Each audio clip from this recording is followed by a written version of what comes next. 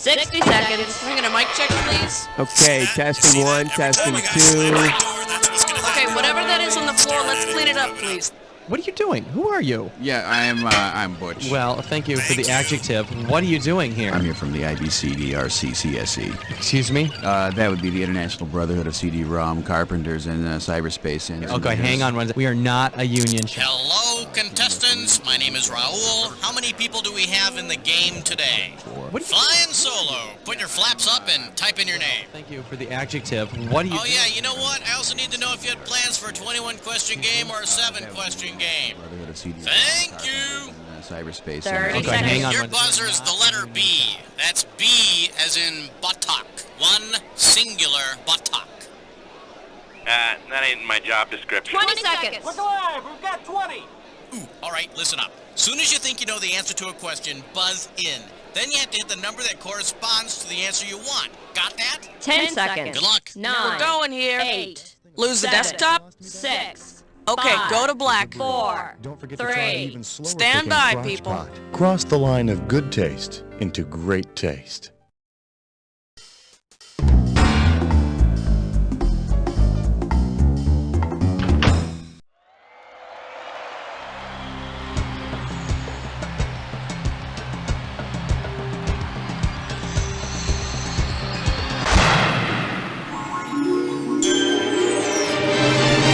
It's time for the show where high culture and pop culture collide.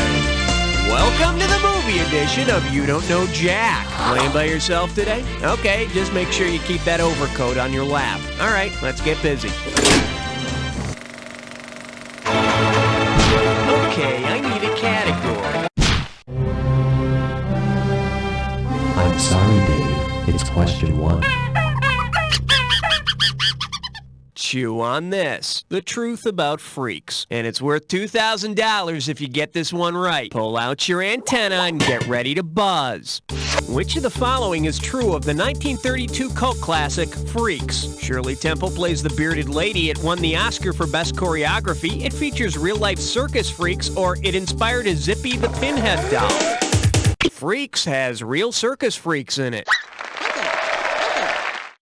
So it's not one of your better first date movies, depending, of course, upon the date. All right, hit me.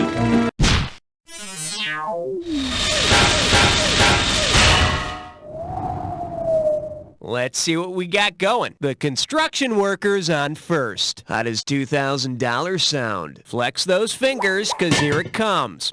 Which hit by the 70s disco group The Village People could have been the theme song to an Abbott and Costello film? Go West, In the Navy, YMCA, or Macho Man?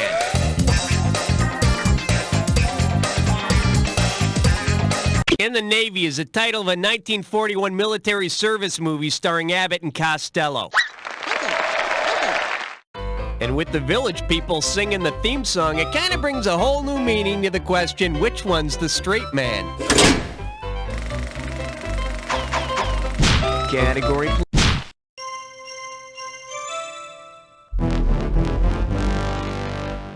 Well, what do we have here? Why, that's a phrase of a different color. I'm giving out $3,000 for a right answer. Get your finger out of your ear and listen up. We're going.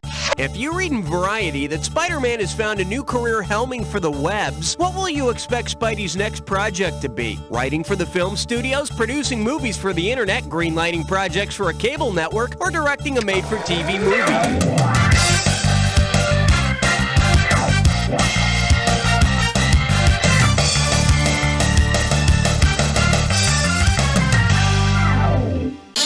Let me show you what someone smart would have picked. In Variety speak, helming is directing and the webs are the TV networks. Yep, Spidey enjoys fighting crime, but he really wants to direct.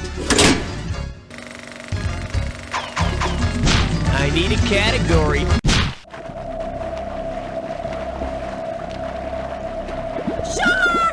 Here we have illicit parlor games. $1,000 if you get it. Just step up and take a swing at this one. Imagine Christopher Walken throws a party to celebrate his Oscar for The Deer Hunter. If he asks you to play the game his character plays in the film, what would you have to do? Drop a watch from your anus into a pint glass, pull the trigger of a gun pointed at your head, stick your hand into the hole of a tree stump, or juggle a basket full of kittens? In The Deer Hunter, Christopher Walken's character sticks around Vietnam and becomes a professional Russian roulette player. As opposed to the amateur game Russian Spin the Bottle, where you break a bottle over someone's head rather than kiss them.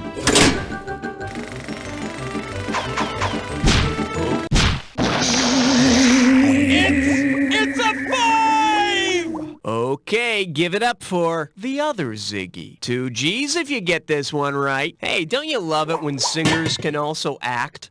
Which of David Bowie's song titles best describes what happens to his character in The Hunger? Diamond Dogs, Changes, Space Oddity, or Fame? In The Hunger, David Bowie plays a vampire who loses his eternal youth and starts aging with a vengeance.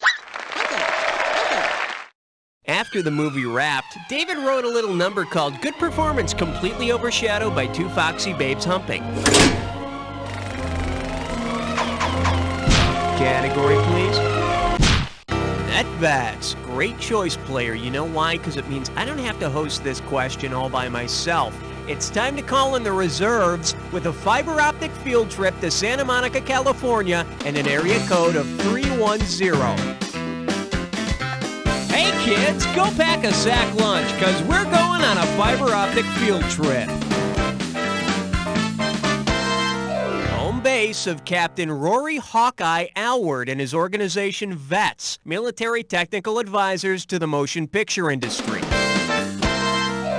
Now, these guys are great. They did the advising on that Denzel Washington tank flick. What was that called again? Oh, hang on, it's ringing. Hello? Captain Alward? Speaking. Yeah. This is Cookie from the movie edition of You Don't Know Jack. We talked a while back. I said I might be hitting you up for some movie trivia someday. I remember. Good. Well, you've been drafted, so to speak. Anyway, what we're looking for is a movie trivia question for our game. Now, I know your group VETS did some technical advising on Courage Under Fire. What else have you been up to? We just worked on Dante's Peak. We did technical advising on the National Guard scenes and that, and we did the movie Strange Days. We worked on a film called The Puppet Masters, and right now we're working on about 4 or 5 scripts for people. Damn. Consulting on the military dialogue and technical jargon and whatnot. Man, that sounds pretty exciting. What's the script you're working on now? Geez, it's a long story, and I'm not sure everyone could stay awake for it. Wow, I can't wait for that one to hit the theaters. Quite. So you need some sort of trivia question about the movies, is that it? Mm-hmm. You got something for us? Well, yeah, I do, but can you give me a few minutes? I'm sort of in the middle of something. You got it. We'll be back to Captain Rory Hawkeye Alward from VETS Military Technical Advisors a little later in our game. Now let's see some categories. All right, hit me. She was built like an interstate cloverleaf, made for speed with all the right curves. All I could think of was 6. This one's called Wrinkled Effects. $1,000 at stake on this one. Hey, it's time to put on your boots and pull up your sleeves. We're going garbage picking. Let's see what we can find in this trash can. What do we got? Oh, there's a floppy hat, a large men's dress shirt, a vest, a tie, and some baggy chinos. Which character's trash is this? Glenn and Glenda, Yentl, Annie Hall, or Montana Bell?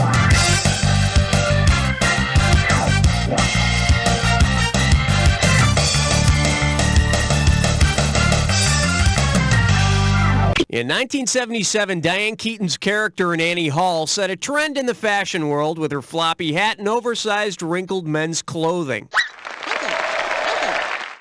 A fashion trend that wouldn't last long with women, but would continue through the 80s with male boarding school types, which nonetheless still looked hot.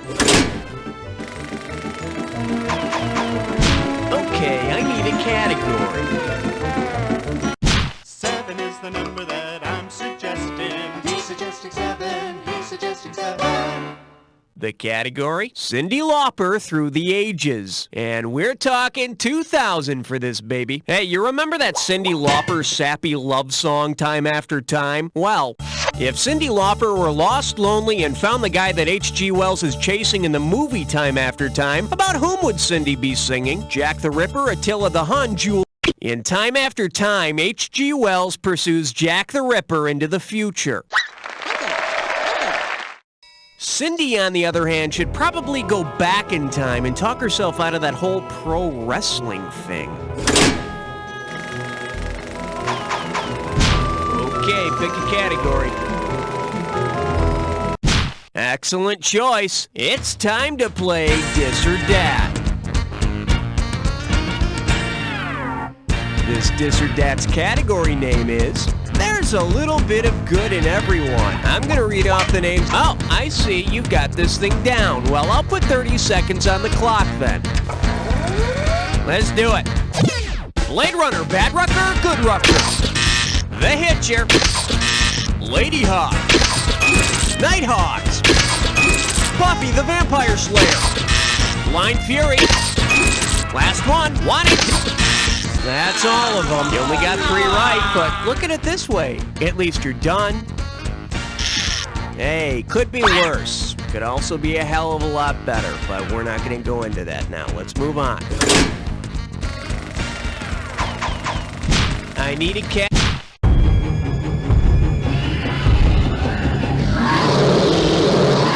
All right, here's the deal. Who the hell is Clinton Spilsbury? You get this one right, and it's $3,000. Heads up, here it comes. If you wanted to incorporate actor Clinton Spilsbury's name into a catchphrase from the one film role for which he's known, what could you say? Who was that masked Spilsbury? Whose Spilsbury is it anyway? What do you say to a naked Spilsbury? Or, who's that knocking at my Spilsbury?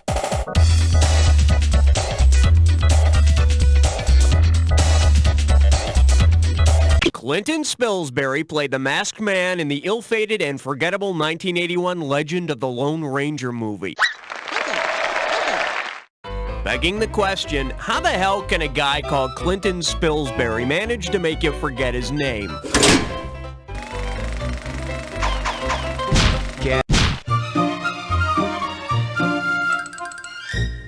For your enjoyment, and the actor you wrote in on. And you pocket $2,000 if you get this one. Hey, remember the Paul Simon movie One Trick Pony? Well, because he or she also appears in the movie, which actor's equine name might have inspired the title to the movie One Trick Pony? Michael Horse, Morgan Freeman, Mayor Winningham, or Big John Studd? Mayor Winningham is the only of these 4 actors who appears in One Trick Pony. And she stuck to that role like glue. Okay, we're halfway home. Let's see how round 2 treats you. Every question in round 2 is worth twice as much, so we got some serious cash at stake here. Let's get to it. Okay, we're back on our fiber optic field trip with Captain Rory Hawkeye Alward from VETS Military Technical Advisors. Captain, you still with us? Right here. All right, hit us with your question. Okay.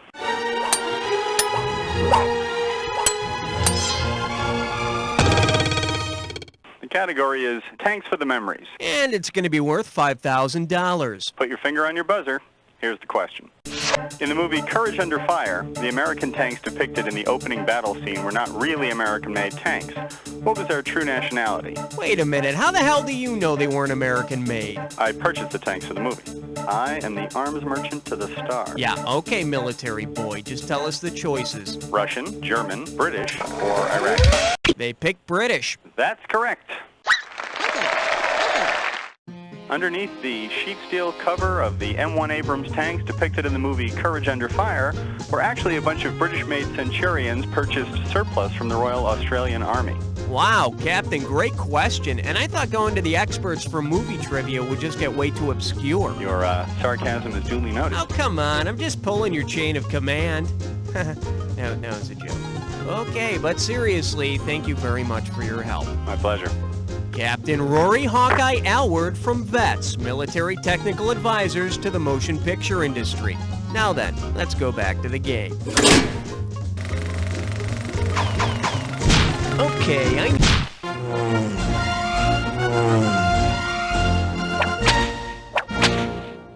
Now showing Killing Me Softly with his song. And you pop a right answer, you got $2,000. You know how in that movie, The Professional, Gary Oldman's character listens to Beethoven before he kicks somebody's ass? Well then, which of Gary Oldman's other movies would have inspired his character from The Professional before a big killing spree? Romeo is Bleeding, Immortal Beloved, Murder in the First, or Sid and Nancy?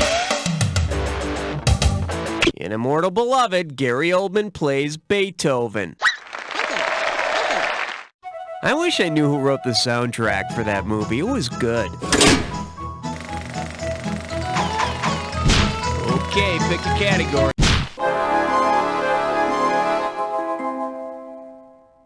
This category is known as, At Least He Looks Stunning. You give me a right answer, I give you a quick $4,000. Hey, I got some money riding on this, so when you think you can tell me this guy's name, hit your buzzer and type it in. Got it?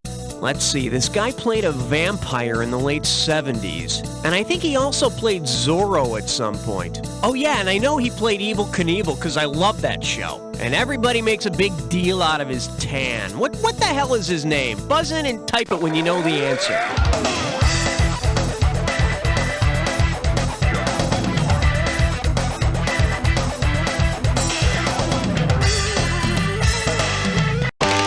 Make your move. Type your answer. George Hamilton has played a disco vampire, a gay Zorro, and an Evel Knievel. And if he spends any more time in the sun, his next role could be as one of the California Raisins. All right, hit me.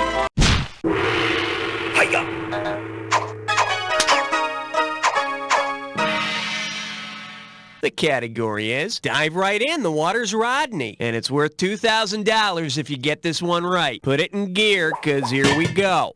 If diver Greg Louganis had performed Rodney Dangerfield's triple Lindy dive from Back to School in the 1988 Olympics, what would most likely have happened? He'd have won a silver medal, he'd have hit his head on 3 diving boards, he'd have dived into an empty pool, or he'd have showered the judges with water.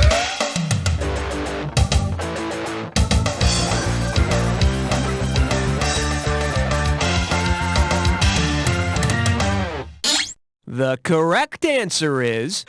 Louganis hit his head on the board in the 88 Olympics, and Rodney Dangerfield's triple Lindy dive required 3 diving boards. Look at the form! Ooh! Youch! Ah! Good thing Greg wore that helmet. I need a category. I proudly present a constant nagging pain at the base of my skull. 4,000 big ones for a right answer here. Okay, I can't remember the name of this movie. Buzz in and type your answer if you think of what the heck it's called. It was this movie about mental patients, and these guys are trying to get to a Yankees game. Come on, you remember that dorky pledge guy from Animal House is in it. And I think the title was the same as the Olympic basketball team's nickname. What the heck is it? Buzz in and type when you know it. All right, type. The movie with Stephen Furst from Animal House about the mentally ill patients who get lost in the Big Apple on their way to a Yankees game is called The Dream Team. I love that scene where Charles Barkley gives Stephen Furst a wicked elbow to the back. Category, please. Uh-oh, dress buttless blind boar. It's time for a Ticklish test come. Your gibberish category for today is Radioactive Confessions. We're talking $10,000 prize on this gibberish question. Now check it out. As the time disappears, so does the money. So the sooner you buzz in, the better. Ready? Then tell me, what song title does this rhyme with? I love. Go for it. Type in your answer.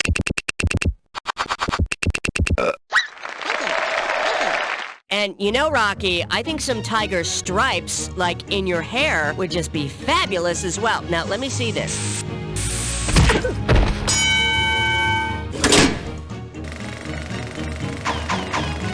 Okay, I need it. The following question has been rated 17. No questions under 17 permitted. The selection is Bob Saget doesn't need another series. Better wake up, there's $6,000 at stake. Let's see how you handle this one. Considering how it was filmed, which of these movies would be the best choice for inclusion on Italy's Funniest Home Videos? The Bicycle Thief, Il Postino, 8½, or Julia and Julia? How do you say, no? Here's what you should have picked. Julia and Julia stars Kathleen Turner and Sting and was shot on video in Italy. Of course, it wouldn't win the grand prize on Italy's Funniest Home Videos because no one gets hit in the crotch with a baseball. Okay, pick a category. Question 18. Honor student by day, stripper by night.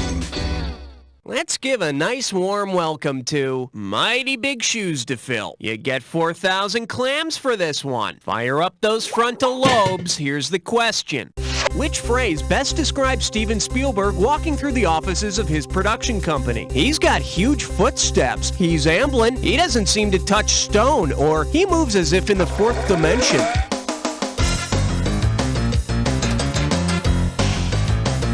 Steven Spielberg's production company is called Amblin Entertainment. And if he's carrying all that loose change he made from E.T., it sounds like he's wearing spurs. All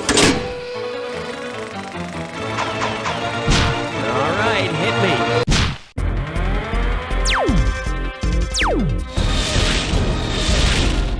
And I believe this one's called The Adventures of Priscilla, Queen of Ping Pong. And get this one right, you got 4K coming your way. Strap on your helmet, we're going in. You're on the set of The Adventures of Priscilla, Queen of the Desert, and you see a small child picking up ping pong balls. What warning should you give the youngster? No, those balls are worth $1 million. Get away from those, they'll explode. Careful, those balls are radioactive. Or, do you know where those balls have been? In Priscilla, those ping pong balls were shot out of a strange woman's body cavity, and you know which one I'm talking about. By the by, I don't think that shot is legal under the rules of international table tennis. I need a category. Say hello to, did somebody say Free Willy? This one can net you $6,000. Grease yourself up and get ready to wrestle. If Free Willy and the documentary Triumph of the Will were scrambled together into Triumph of the Free Willy, what would the resulting film most likely feature? Stock car driving? Free Willy is about a whale, and Triumph of the Will is a documentary about the Nazi Party. It's the heartwarming story of a whale who wants to annex Long John Silver's. Okay, I need a category.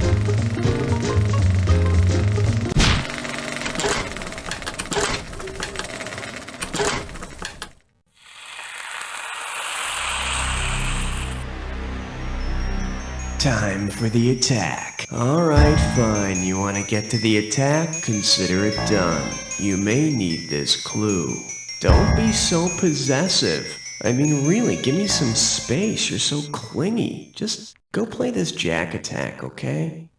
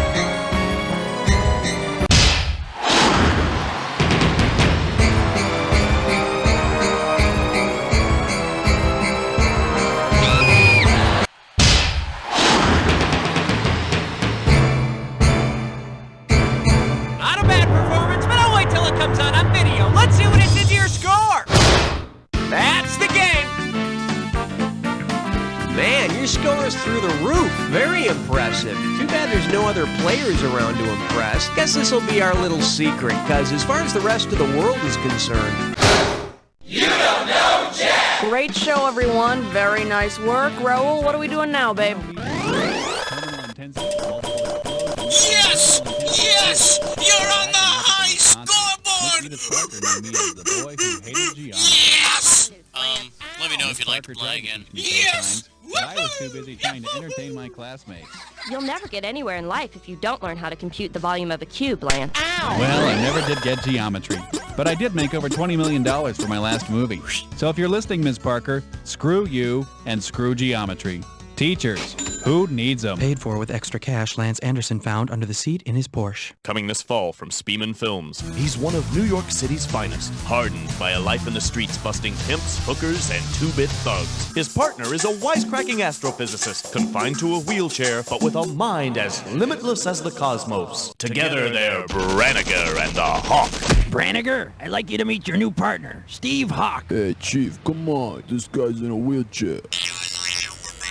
Yeah, what did he say? I think he said he eats guys like you for breakfast. Oh, yeah? Hey, I like your style, Hawk. Two men from different sides of the galaxy joining brains and brawn to fight the scum of the earth. Hey, Branniger, one move and I blow your friend out of his wheelchair. What did he say? He said, go ahead, make my millennium. Get him, Hawk. Hey, nice work, Hawk. Looks like I'm the handicapped one for not believing in you in the first place. One's hell on earth, one's hell on wheels. They're Branniger and the Hawk, coming to a theater near you. Hello there, former child stars. I know you're listening, cowering in the corner of your closet. I'm Rusty O'Dean, and I was a child star. I spent 6 years fighting with myself, angry and bitter at things like acne and a body that wouldn't stop getting gangly. But I'm over it now, and you can be too. The Former Child Star Support Network. Listen, we can't all be Jodie Foster and Lawrence Fishburne. Some of us have to be Justin Henry, Tatum O'Neal, and Anthony Michael Hall. Look, you can go do infomercials, or you can come make a whole new group of friends. Once a week, we get together and talk about our domineering parents, and on weekends, we watch the canon of straight-to-cable movies we made as teenagers. We're good people, and you are too. The Former Child Star Support Network. Just because you're not acting doesn't mean you shouldn't be living.